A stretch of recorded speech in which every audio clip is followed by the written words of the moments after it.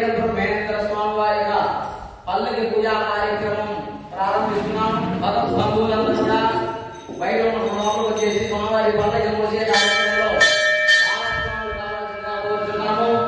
ఈరోజు భగవద్ బంధువులందరూ కలిపేసి స్వామివారి యొక్క ఉభయ కార్యక్రమాన్ని మన రంగయ్య గారి యొక్క కుటుంబ సభ్యులందరూ కూడా ఉభయ కార్యక్రమం నిర్వహిస్తున్నారు.